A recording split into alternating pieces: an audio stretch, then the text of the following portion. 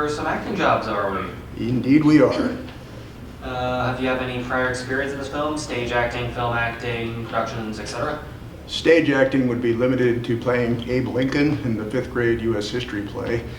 So, but I knocked that out of the park. Did you have to memorize the Gettysburg Address? I did, as a matter of fact. I have a reel of that I could show you, by the way. It's Really? phenomenal. Yes. Boy, that's amazing long-term memory. Well, and that segues into my current acting experience, which is some student film work and acting classes at a local college. Excellent. Now, I still have a question going back to the Gettysburg Address. Do you still happen to remember it? I do. Could you perform it for us?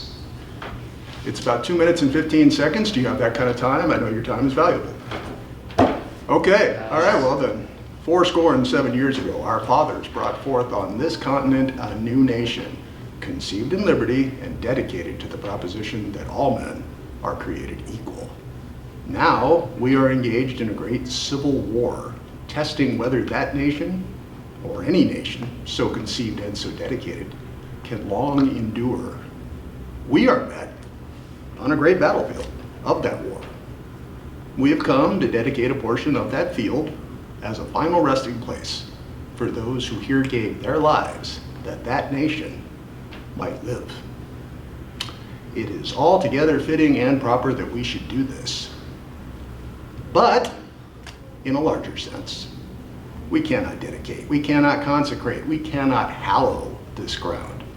The brave men, living and dead, who struggled here have consecrated it, far above our poor power to add or detract. The world will little note nor long remember what we say here, but it can never forget what they did here.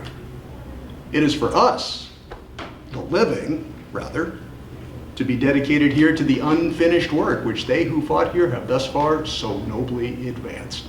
It is rather for us to be here dedicated to the great task remaining before us, that from these honored dead we take increased devotion to that cause for which they gave the last full measure of devotion. That we here highly resolve that these dead shall not have died in vain, that this nation, under God, shall have a new birth of freedom, and the government of the people, by the people, for the people, shall not perish from the earth. Excellent. Excellent job. Thank you. Oh, thank you. Thank you. Thank you. Enjoyed doing it. So, do you have any special skills?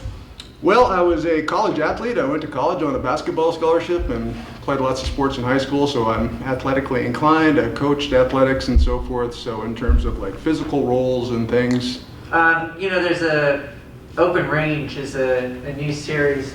Do you ride horseback? I mean, are you? No, I haven't done any horseback. It's interesting though because Timothy Oliphant is one of my favorite Deadwood. actors.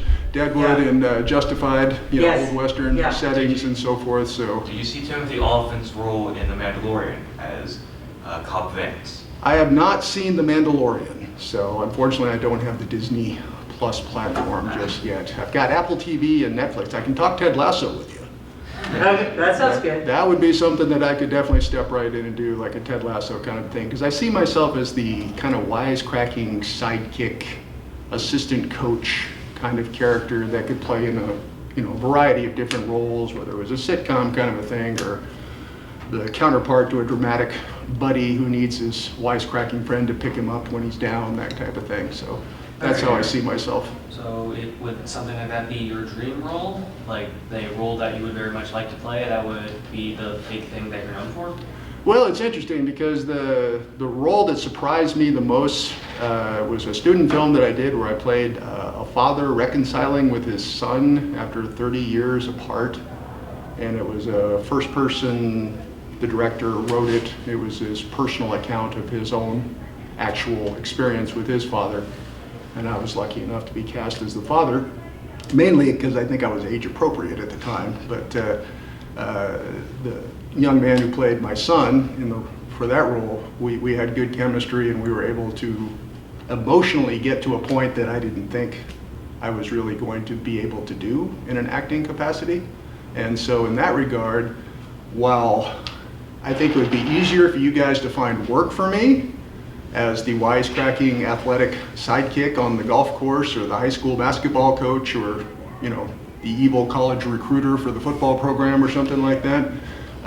The depth and resonance of roles like that would be something more like I would want to do. Like, my dream role would be to be like a Al Pacino, Son of a Woman, you know, do Colonel Frank Slade.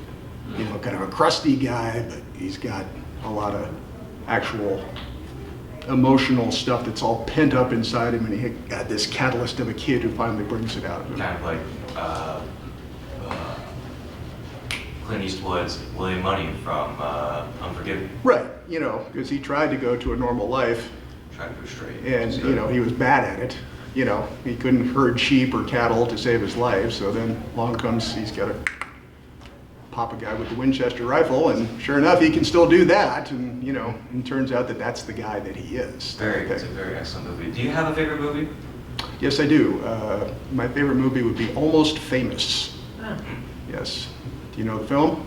I can't say that I do. Yeah, it's a Cameron Crowe movie. It's about his experiences as a young Rolling Stone magazine writer, where he got to go out on the road with a band. It's kind of Billy Crudup was in it. Yeah, Billy Crudup and Kate Hudson. You know, it's just, I highly recommend the film. It's just really, really well done, and Sort of a coming of age too. a little bit, yeah. And it's just kind of set in an era. I did music review for a while in my professional life for the LA Times and the Register, and this kid was a rock review writer and so forth. So the character, I was like, yep, the guy nailed it. You know, Yeah. he definitely hit the high notes. And plus, it had Philip Seymour Hoffman in it. Yes. And any film with Unfortunately, Philip the late Seymour Hoffman Philip Seymour Hoffman, yeah. is fantastic. So your past career, you were a writer? I was, yes. I've done writing and broadcasting in my professional life, performing, you know, on air for radio type stuff and voiceover work and things. I used to be the voice of the Los Angeles Times on an audio information system back before there was an internet. That world did exist, I promise you. So people had to call in and put in category codes on a touch-tone phone, and they could get stock quotes and things like that. So I was loading audio information. That was my first audio work, and I did some radio work, but, you know, writing and print journalism was my first career, and as that started to kind of die, I had to kind of find new outlets, which is what this is, a new outlet for all my creativity. Well, I think it's a quite interesting field of experience. I do some dialects, and as far as I know, I can sing. You can do different dialects. I can do a little bit of Southern, because I lived in Charleston, South Carolina the last 20 years. So I know how those people sound, so I can sound convincing as a Charlestonian, which is a little bit different from some of the other Southern accents, because it's a little bit more refined, because they consider themselves to be a little bit more refined. So I can do that, and then I can get down and do the, you know, not quite the, what's the water boy. You say, Yeah, the down to Louisiana Bayou. football coach, the Bayou kind of thing. Yeah. I can get down and do something like that too. So, and then I could belt out some songs from Wicked, but I don't want to bore you. Okay, let's have you read something for us. Sure, I'd love to. Whenever you're ready. Dear Lord, baby Jesus, or as our brothers in the South call you, Jesus, we thank you so much for this bountiful harvest of Domino's, KFC, and the always delicious Taco Bell. I just want to take time to say thank you for my family, my two beautiful, beautiful, handsome, striking sons, Walker, Texas Ranger, or TR as we call him, and of course my red-hot smoking wife, Carly, who is a stone-cold fox, who, if you would rate her ass on 100, it would easily be a 94.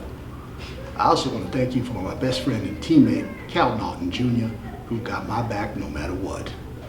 Dear Lord, baby Jesus, we also thank you for my wife's father, Chip. We hope that you can use your baby Jesus powers to heal him and his horrible leg. It smells terrible, and the dogs are always bothering with it. Dear tiny infant Jesus, dear tiny Jesus, in your golden fleece diapers, with your tiny little fat, belled up fists. Dear 8-pound, 6-ounce newborn baby Jesus, don't even know a word yet, just a little infant, so cuddly, but still omnipotent. We just thank you for all the races I won and the $21.2 million, love that money, that I've accrued over this past season. Also, due to a binding endorsement contract that stipulates I mention Powerade at each grace, I just want to say that Powerade is delicious and it cools you off on a hot summer day. And we look forward to Powerade's release of Mystic Mountain Blueberry. Thank you for all your power and your grace, dear baby God. Amen.